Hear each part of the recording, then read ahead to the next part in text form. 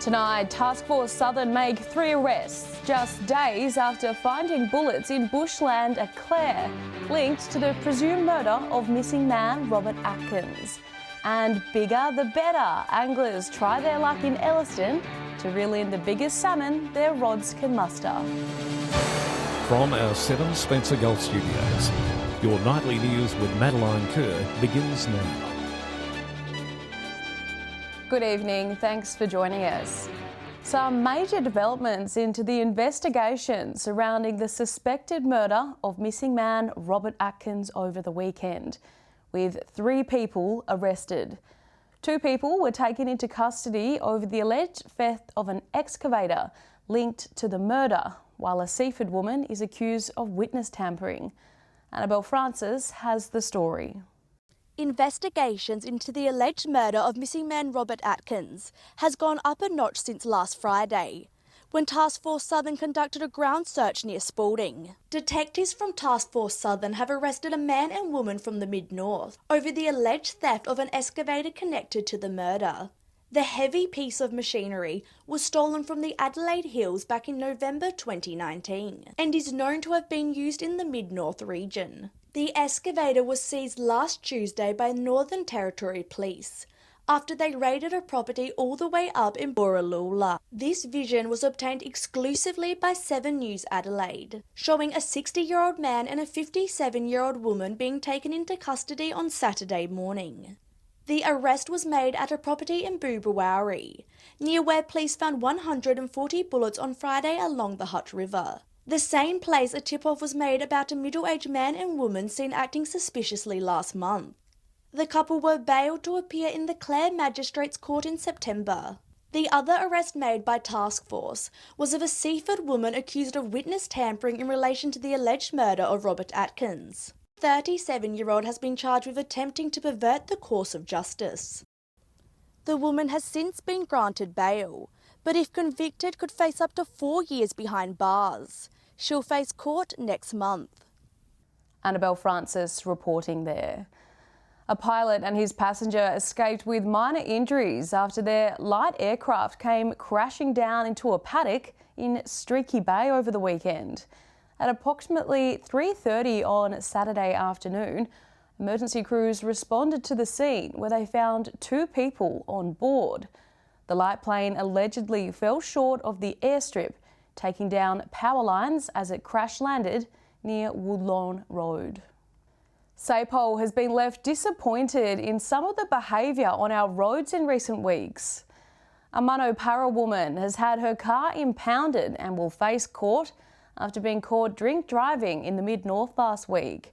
Peterborough Police detected a Ford Territory speeding along R.M. Williams Way in Jamestown, so pulled the car over. The woman behind the wheel complied to a breath test and allegedly returned a positive result of 0.115. Further checks revealed she was disqualified from driving. Meantime, another disqualified driver has also been pulled up by police, detected drink driving at Spalding. The 48-year-old man allegedly returned a blood alcohol reading of 0.098. He was issued with an immediate 6-month loss of licence and had his ute impounded for 28 days. Tourists and locals have been busy rigging up their rods ahead of this year's Australian Salmon Fishing Championships in Elliston. Keen fishermen are casting their lines out into the pristine waters of South Australia, hoping they catch the biggest fish, which will win them $2,000. Elliston's annual salmon competition is often swimming. The comp is in its 29th year, with some fishermen already reeling in contenders for the biggest catch. Well, it's a comp that brings anglers here every year for the 3 months of winter, between June all the way to the 31st of August and whatnot, where the overall prize is $2,000 for the heaviest fish. Salmon fishing a major draw card for the region, seeing visitors travel far and wide to hook onto a big one. We're trying to catch some Australian salmon. They come around this part of the world this time of year, and we travelled up from Adelaide to try to catch a few big ones, and we've had a bit of success, which is always nice. This is probably one of the smaller ones we've got over the thing, but this is just one we caught recently. We're trying to get that 4.5, 5 kilo. Each contestant can weigh up to 3 fish a day at the Elliston Caravan Park. Additionally, a mystery weight prize of $200 is awarded at the end of each week. Catching quite a few fish in that 2.5 to 3.5 kilo range, but not the big one just yet. Been lucky enough to get a couple of mystery weight prizes. A good excuse to go fishing and see some of the region's most pristine coastlines. Well, the comp goes all the way from Stringer Beach all the way to Mount Camel Beach. Along there, so you've got 4 different beaches you can choose from. And most of them are pretty well good. Some days better than others. Despite the cooler weather this winter, it hasn't stopped people from casting their lines into the surf. It's looking a bit windy at the moment here, so we might just get the rods ready and stuff like that. We've sort of put the waders on and rugged up and been rewarded with some really nice fish. And there is still plenty of time to reel in some salmon, with the competition running until the end of August. Henry Millick, 7 Spencer Golf News. Still to come tonight, it's grainy, but it's better than nothing. Police released this CCTV to help try and find an alleged car thief. And all the teddies, big and small, gather at the picnic train for the annual Family Day Out.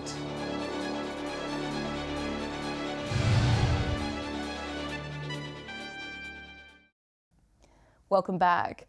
Police in Port Augusta are hoping someone watching recognises the person in these CCTV pictures. Officers are investigating a break-in and theft of a car from a caravan park. It happened in the early hours of Saturday, July 9. The Ford Ranger ute was later found in scrubland north of Whyalla.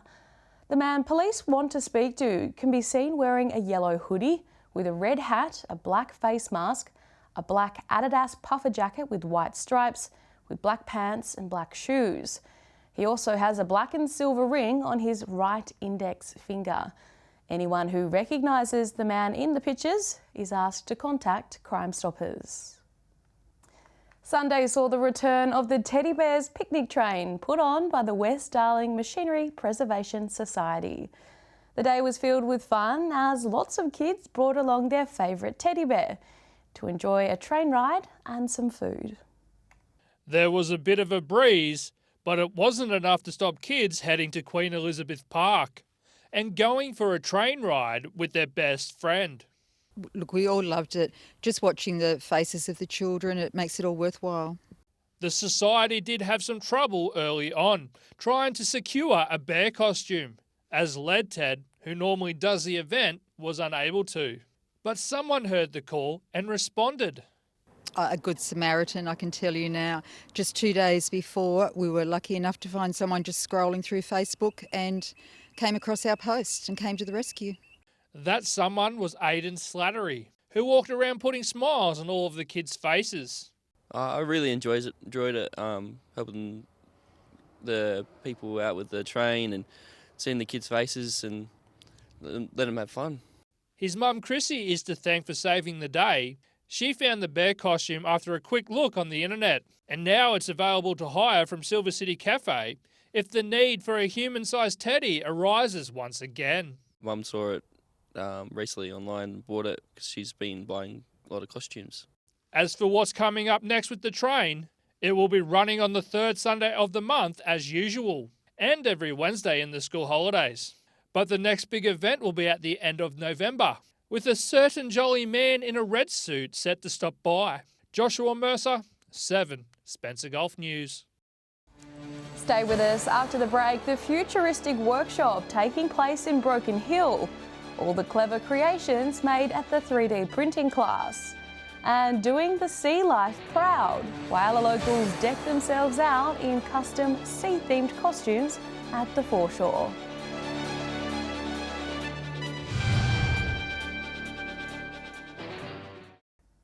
Welcome back to 7 Spencer Golf News this Monday night. Children in Broken Hill got to try something new over the school holidays, with the City Library holding 3D printing workshops.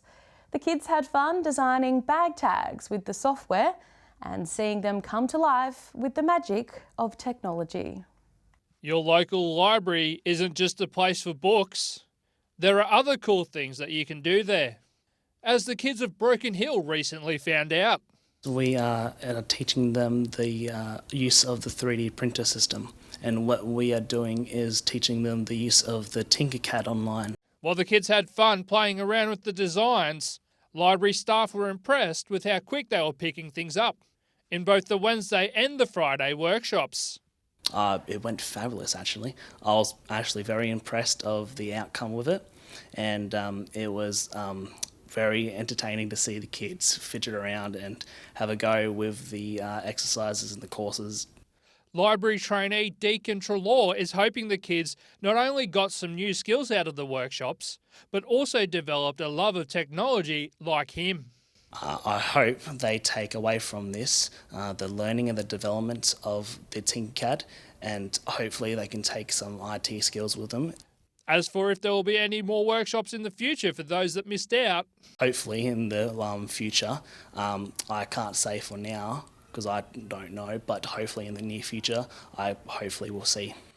For more information on what's happening at the library, be sure to check out the website or Facebook page. Joshua Mercer, 7, Spencer Gulf News.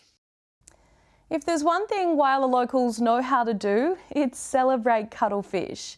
And if you were at the foreshore on Saturday, you would have seen the spectacular display of colourful sea creatures flowing through the streets.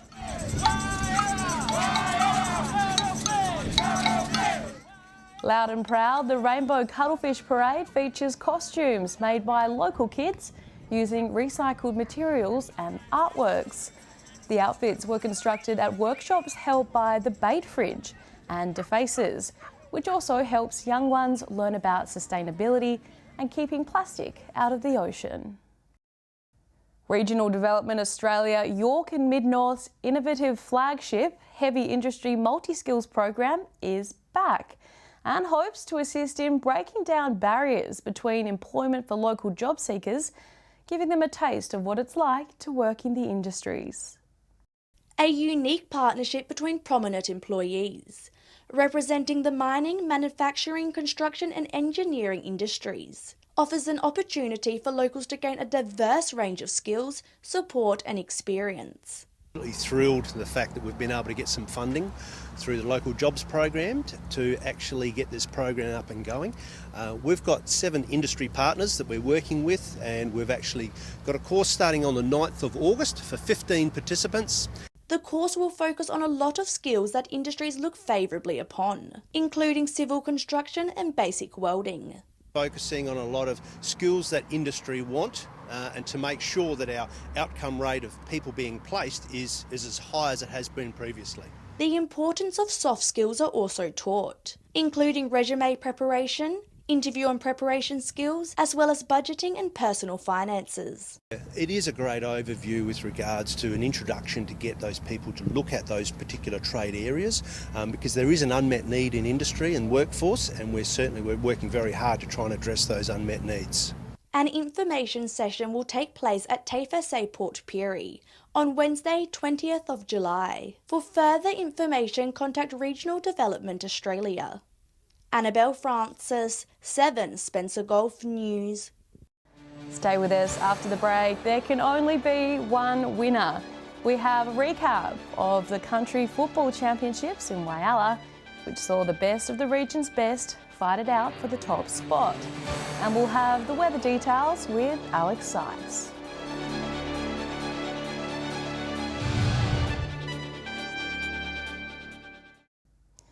Welcome back. There could only be one winner in the Country Football Championships over the weekend. In the men's, South East came out on top, while the Southern Zone put the cherry on top for the women's. Here's Edward McCarroll with the Country Champs version of this week's Footy Wrap. It was a bumper weekend of football here in Whyalla, with the South Australian Country Football Championships coming to town. The two-day event saw players from across the region descend upon the city to play their favourite game. Both the men's and women's tournaments kicked off early on Saturday morning, with players and family pouring in by the busload as soon as the gates were opened. Car spots around the oval were quickly snapped up, but that didn't stop spectators, many whipping out deck chairs and bunkering down for the action-filled day ahead. The day's events bringing together players and officials from 23 regional leagues across South Australia, as well as representatives from Broken Hill. The footballers playing for one of 6 zone teams. Central, Southeast and Southern were all looking strong throughout the tournament and were eager to get the leg up on each other wherever possible. Many familiar faces from Port Augusta, Whyalla, Port Pirie and Broken Hill appearing for the Northern Zone and weren't backing down, putting up a fight in every match. For the family members who weren't football fanatics, there was plenty of other activities at Bennett Oval to distract them with. Kids were entertained by a jumping castle, plane simulator and barbecue, which had something interesting on the menu. And today we got, what they call it, kangaroo sausages. So yeah, 2 for the price of 1, that is. The SANFL game between North Adelaide and the Adelaide Crows, the highlight of the weekend for many. With a fully packed grandstand, a sign of how successful the championship was at bringing visitors to the beautiful city of Whyalla. The more events of this nature that we get, whether it's in Port Augusta, whether it's in Whyalla, whether it's in Port Pirie, the better for the community and for the economy, because it does generate income and it supports jobs in the hospitality sector especially. And that's our wrap-up of the South Australian Country Football Championships. Tune in tomorrow night where we'll take a look at the results of our other sporting leagues. A beautiful city indeed. What a weekend. Time now to take a look at what's happening in the weather with Alex Sykes. Alex, 2 of our region's cities were 1.6 degrees this morning, but one felt colder than the other. Good evening. That's right, Maddie. Both Woodner and Cummins recorded 1.6 degrees right around the same time at 7:45. But while the feels like temperature was around half a degree at Cummins, Woodner's feels like was well below freezing, minus 1.2 degrees. Woodner warming up to 14.6 degrees at around 1:30, rounded up to 15 degrees on your screen. Elsewhere, Clare was our coolest regional centre today, reaching 10 degrees just after 2 p.m. and Cooper Pedy topped 19 degrees with clear conditions. Looking more broadly at today's weather map, not including Cooper Pedy, it did not get any warmer than 15 degrees. 13 was the top temperature in Whyalla and Port Pirie, 12 degrees in Adelaide and Broken Hill. Taking a look at the satellite image now, a large high pressure system centred well to the south of South Australia will move slowly eastwards to reach the southern Tasman Sea by Thursday. This high will maintain a ridge of high pressure over the state. A weakening cold front will move into the far west of the state on Friday. Moving on to tomorrow's weather outlook now, and we'll start with the Gulf waters. Easterly winds between 10 and 20 knots, seas around 1 metre, and south to southwesterly swell between 1 to 2 metres. 40% chance of rain in Port Lincoln tomorrow between 7 and 13 degrees. Partly cloudy in Cleve, also set to reach a top of 13 degrees there. Woodner down to 3 degrees tonight, 15 tomorrow. 15 Whyalla as well, partly cloudy in Port Augusta, set to reach a top of 16 degrees, 13 in Kadina. And more of the same, partly cloudy conditions in Port Pirie, 15 degrees.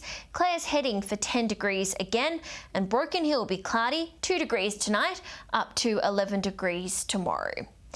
Taking a look further through the week now, looking at Wednesday's forecast, maximum temperatures will vary just 3 degrees between 13 and 16. Broken Hill, Port Lincoln, Whyalla and Kadina all on the lower end of the spectrum. Port Augusta, Woodner and Port Pirie on the upper end. Moving on to Thursday now, and what a difference 24 hours can make. Temperatures are set to be a fair bit warmer. Port Augusta is tipped to reach 20 degrees. Port Pirie not far behind on 19. 18 degrees on the way for Woodner. And on Friday, we can see a few more centres in our region join in on the warmer temperatures. Broken Hill set to reach 19 degrees. If it does, that's 5 degrees above the July average. Port Augusta heading for a warm 20 degrees to end the working week. Port Lincoln has a medium chance of showers at this stage. If it does rain, there won't be much, around 1 millimetre. And that's all the weather from me for tonight. I'll see you later with an update. It's back to you. Thanks for that, Alex. And that's the local news this Monday. I'm Madeline Kerr. Thanks for joining us. I'll have updates a little later, but until then, enjoy your evening. Good night.